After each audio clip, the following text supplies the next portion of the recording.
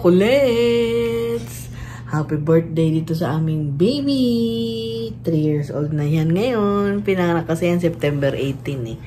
Happy birthday, Bugoy! Happy birthday, Bugoy!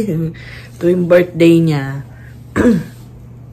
Araw din ang anti-rabies niya. So, dapat hindi yan na papalya at bawal madelay yan ng mahigit na 3 araw. So, dapat sakto lang or maximum 3 days delayed. Kailangan kasi updated yan para ano yung kanyang anti-rabies vaccine. Yan. So, safe itong aso na to kahit ganyan yung bugoy. Walang rabies yan. Kasi, ang rabies naman basta updated siya sa vaccine niya anti-rabies at hindi siya nakakalmot or nakakagat ng anumang hayop na merong rabies. Kahit yung daga, ganyan. Pusa. Naku, malakas ang rabies ng pusa. Kaya, safe itong aming alaga.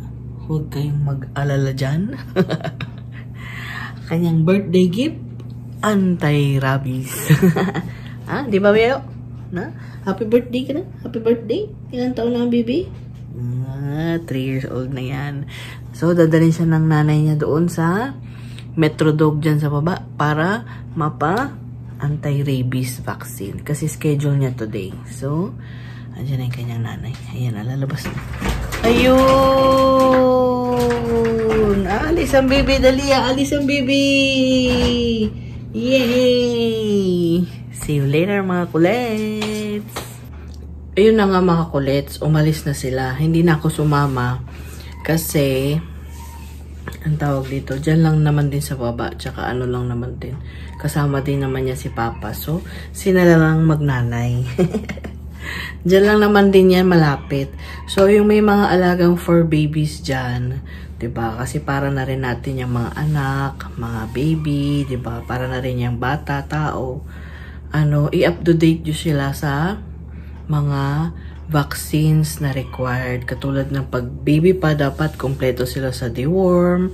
Kahit na matanda na rin sila, may schedule din sila ng deworm, yung 5-in-1, 8-in-1, mga ganyan. Para healthy din yung ating mga alaga, diba? Kasi kawawa rin sila pag nagkakasakit. Masakit din sa kalooban, no? Para nyo na rin yung anak. Para rin yung tao. Tapos, kompleto sila dapat sa anti-rabies na vaccine. Tapos, ano pa ba? Meron silang vaccine yung 8-in-1 ba yun or 5-in-1 yung sa parvo. Para hindi rin siya. Tapos, kailangan painumin nyo sila lagi ng heartworm. Ito si Oreo, heartworm yan every month. Kasi ano yan ang mga aso daw prone sa mga mga bulate sa puso. Bulate ba? O ganyan, uod yan. May kakilala kami na matay alaga nila sa yun nga, heartworm. So, para ma-prevent, dapat papakainin nyo sila ng Heartgard. Yun yung pang heartworm, against heartworm. Tapos, yung next guard naman, para lang yun pag halimbawa, yung sobrang kati ng katawan nila, feeling nyo meron silang pulgas, fleas, o kaya yung garapata. Kainin nyo nun, Heartgard. Ano lang yun, once a month. Para lang makasure kayo, diba? So, yun lang, mga for mom. Nakakatuwa talaga mga aso, diba? So, ito kasi nakuha namin to, meaning binili ni Visi to nung dumating kami dito sa Pinas. Kasi nga matagalan niyang gusto magkaroon ng alagang aso. So, yan yun. Meant to be sila. Kasi ang una namin talagang na-book or na-reserve is yung half retriever, half labrador na kulay black. Ang preferred namin lalaki kasi ayaw nga namin ng babae. Masakit sa ulo kapag nagkakaroon ng mga babaeng aso, 'di ba? Parang tayo rin, 'di ba? Pag nagkakaroon tayo ng buwanang dalaw.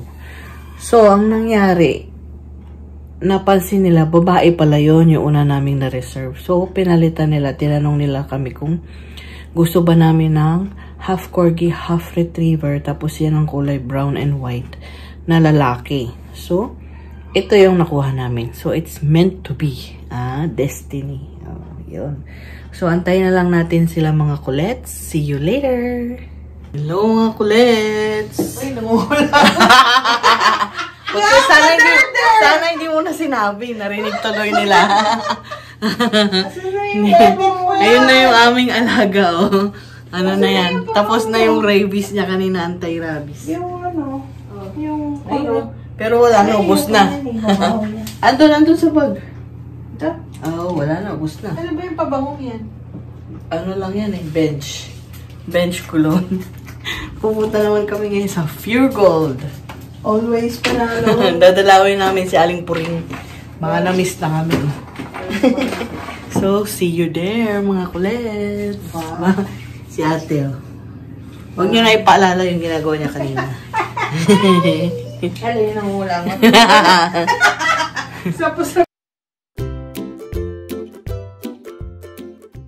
Yan, so nandito na tayo sa Pure Gold at meron tayong music. Baka tayo mag-copyright, mga kulets.